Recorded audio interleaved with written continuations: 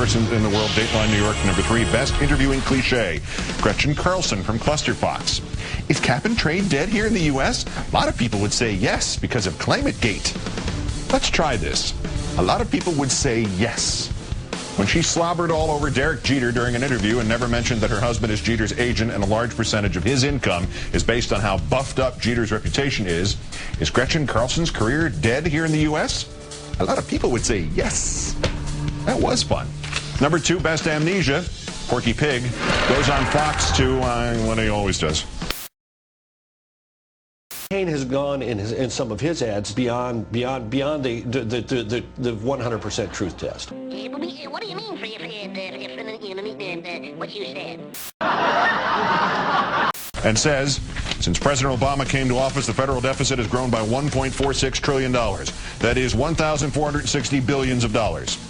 What Mr. Rove left out was that the first $1.2 trillion for 2009 was already on the books, courtesy of the Bush administration, the day President Obama took office. That is 1,200 billions of dollars. What do you mean what you said? And Dateline New York, number 1, best inadvertent admission, John Gibson. Remember him? Guy used to do TV before he was fired by MSNBC and Fox Noise. He's written a book called How the Left Swift-Boated America.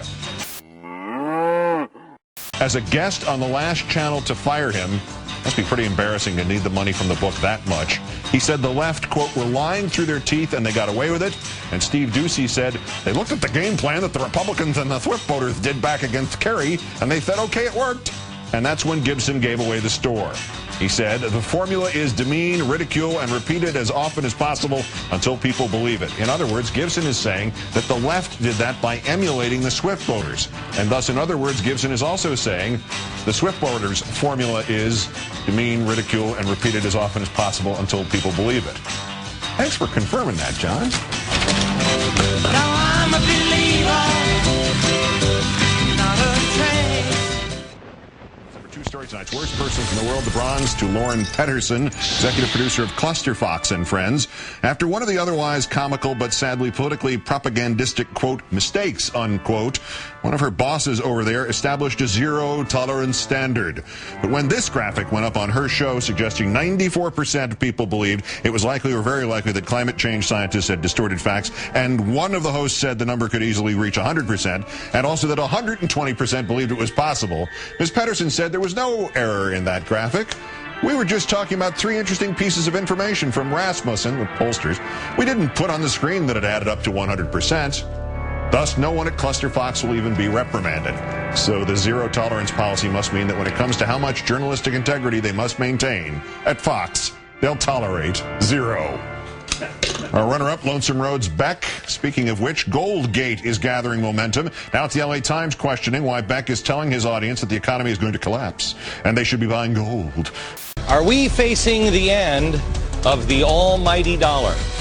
I'll tell you in a minute. First, I want to tell you about Goldline. Now, did you know that the dollar has lost nearly 29% of its value in the last 7 years? Well, if you think that might be a problem in the future, you might want to do 2 things. Join a tea party, and 2, call Goldline. 866-GOLDLINE, Goldline. America had a whole bunch of gold. Everybody had gold. That's why I want to talk to you a little bit about Goldline. The big guys understand what's going on. Who's getting screwed here? It's going to be the American individual, the American citizen, because what we're going to do is we're going to go over there and the government's going to be able to pay off through inflation, but people won't be able to protect yourself? Well, you invest in things that are friendly to inflation. Gold. Here's the deal. Call Goldline. The people that I trust are the people at Goldline. Trust the people at Goldline. I know you're gonna dig this. Well, many of its advertisers just happen to sell gold, and one of them uses a convicted felon as a spokesman. Beck mocked the reporting, claiming the advertising and what he says in the non-commercial parts of his shows are unconnected. Well, not according to one of the advertisers. Reading from Politico.com, Peter Epstein, president of Merit Financial Services, which advertises on Beck's shows, says gold retailers expect favorable coverage from commentators on whose shows they pay to advertise.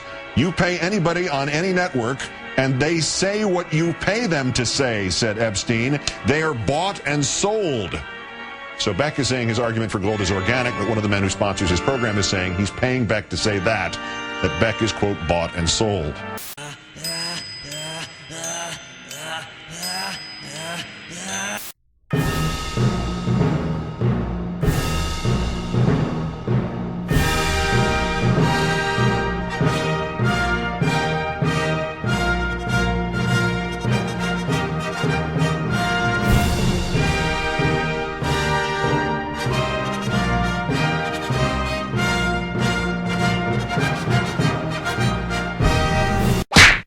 They'd be more sold than bought. Beck's ratings have plummeted 30% from the first week of November to the first week of December. But tonight's winner, correspondent David Reich of ABC's World News Tonight, with the same kind of selective editing and dishonesty usually reserved for the cesspools of the Wall Street Journal and the right-wing blogs.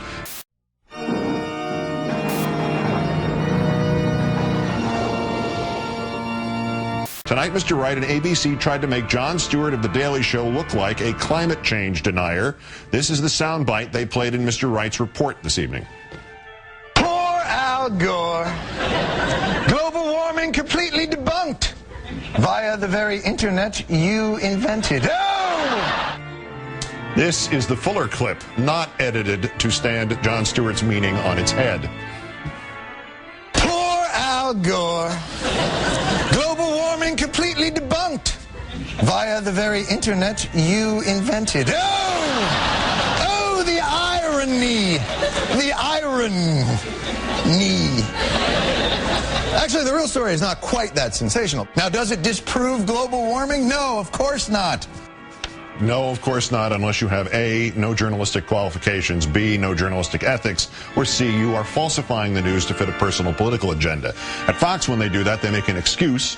At the Wall Street Journal, they don't even bother to do that. At ABC, when they do that, they're supposed to fire somebody. Might have been the producer, but the piece has his name on it, David Wright of ABC News. Till we hear otherwise, today's worst person in the world.